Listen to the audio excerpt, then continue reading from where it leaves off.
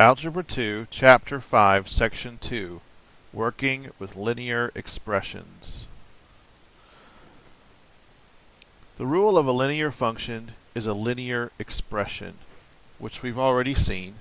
A linear expression is in this form, b plus mt, or maybe you're more familiar seeing mx plus b, they're the same thing.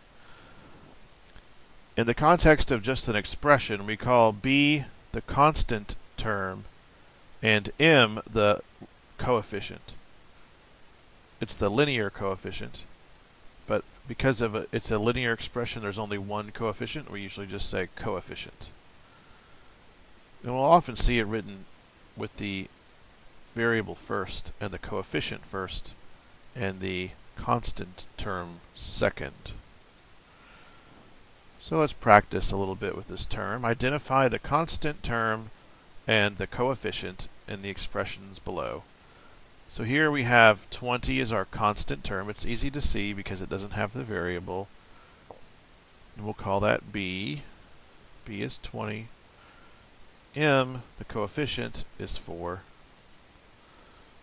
Here we have a negative m, and it's negative 0.3. b is 8. And here the the coefficient is a little disguised. It is 1/7, and b, the constant term, is 5. So let's identify some linear expressions. And if these expressions are linear, let's give the constant term and coefficient. Here we have 5 plus 0.2 x squared. Well, a linear expression, the x has no exponent, so this is not linear. b, 3 plus 5 times the square root of x. Again, linear has no exponent or radical around the x. This is not linear. No. c, 3 plus x times the square root of 5. Well, this is linear. The square root of 5 is just a number. Like any other number, it's a real number. Yes. The constant term is 3. The coefficient is the square root of 5. d. In this problem, we have to do some simplifying using the distributive law. 2x plus 2 plus 3x minus 5. Combining like terms, 5x minus 3. So yes, it's linear. b is negative 3. m is 5. 1 plus x quantity over 2. Here we need to split the fraction using the distributive law. We have 1/2 plus x/2 over 2. So yes, it's linear. b, the constant term, is 1/2. The coefficient is also 1/2. f. Well, here we end up having the variable in the denominator. That is not linear. No. g. Remember we asked, is it linear in x? So x is our variable when we say in x. x, there's no power, so the answer is yes. The constant term b is b squared. And maybe it's confusing having two b's. We'll just say constant term is b squared.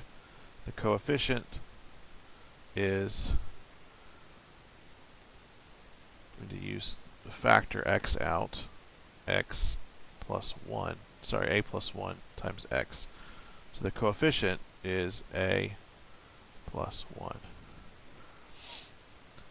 For part g, is the expression linear in a?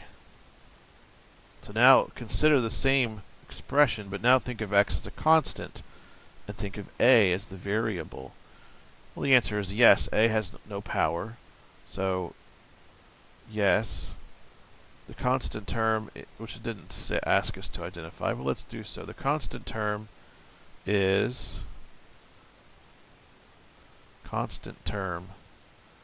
would be x plus b squared, the stuff that's not multiplied by a, and the coefficient would be x. Is it linear in b? No, because b is squared. No, b is squared. So it's not linear. A linear expression in the form that we were just talking about is also known as being in slope-intercept form, which we've discussed previously. If the expression is the rule of a linear function, the graph of the function has a slope of m and a y-intercept of b.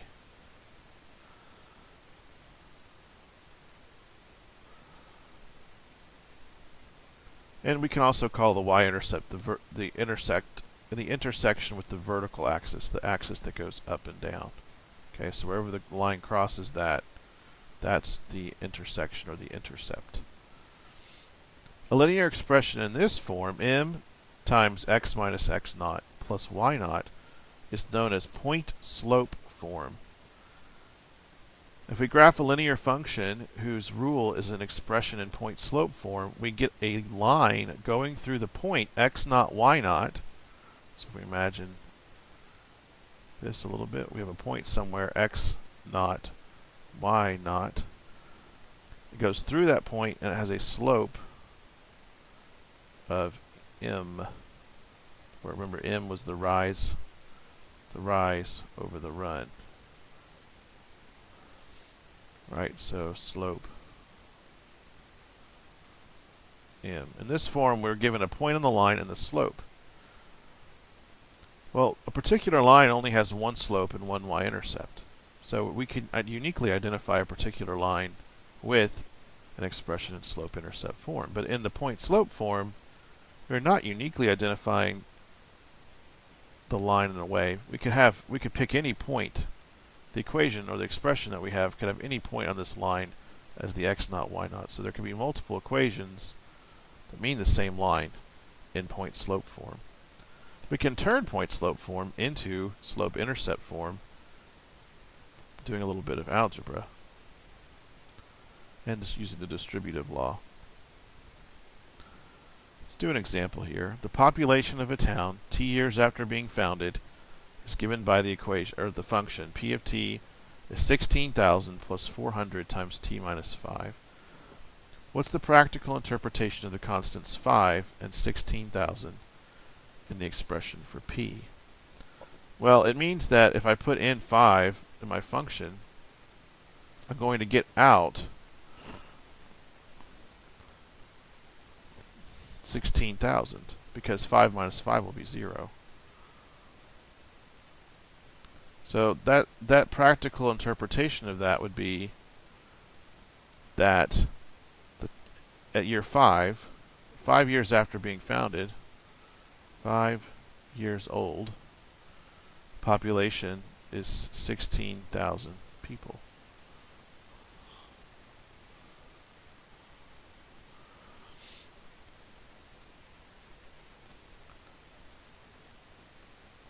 Okay, so also, if we were to graph this, it would also mean, which is not what it's asking, but it would mean that it goes through the point 5, 16,000.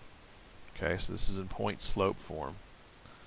Express p of t in slope-intercept form and interpret. So to express it in slope-intercept form, we need to do the distribution. We have plus 400t minus 5 times 400 is 2,000.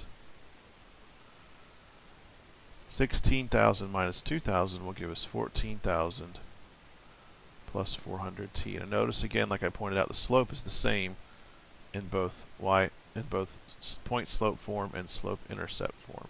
It's always going to be the same. So the interpretation would be that at founding, the population is 14,000 people.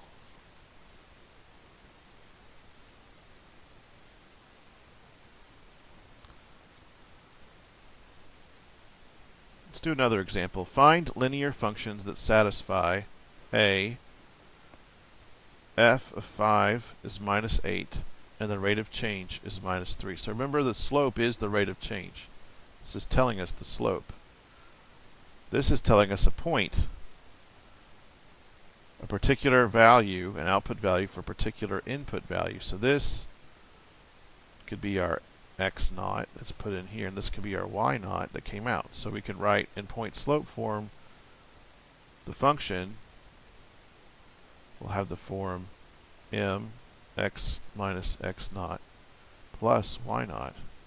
So we need to memorize this form. It's one of the things we need to memorize. And we need to now plug in the values that we have. So for m, we have minus 3. X naught, we have 5.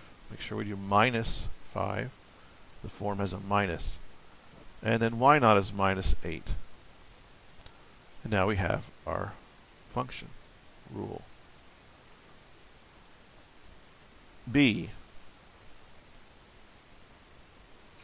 So again, we're given a particular output for an input, but we're also given a second output for an input. So we know it has this form, g of x is mx minus x naught plus y naught. Okay, so there's a couple ways to approach this. One is to realize the rate of change is the slope. So if I realize that, I can write slope is the rate of change, which is delta y or delta x. Okay, so we have 2 points here. We can find a delta y and a delta x. So here we have a y of, let's use the second point first, a y of 32 minus a y of 20, because y is the output value of the function. X is the input value. We chose the second first, 8 minus 5. We'll get 32 minus 20 is 12, 8 minus 5 is 3, which is 4. So the slope is 4. Now we can pick either point to be our x naught and our y naught. Doesn't matter which one. And so you'll have two different function rules that define the exact same line. And if you were to distribute those different answers, you would get the same slope-intercept form. So remember, point-slope form isn't unique, where slope-intercept form is. So if you do this and you get an answer that's different than the back of the book, or different than what you think the answer should be, it may still specify the same line. So we have m is 4, x, and I'm going to use the first point, x naught is 5 for the first point, and y naught is 20.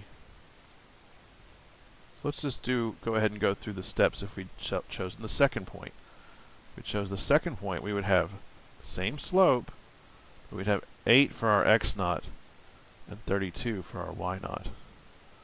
And let's prove just to ourselves here that these are the same thing. So if we distribute the first, we get 4x minus 20 plus 20, which is just 4x. And the second one, if we have 4x minus 8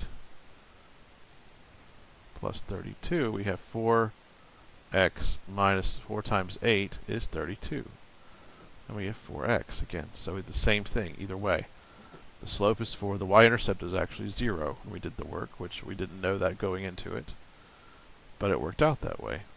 Now another way of doing this, instead of finding the slope using the rate of change, is to use the 2 points to write two equations. Let's do it that way now. So we can write two equations. G of 5 has to be 20. But G of 5 also has to follow this rule.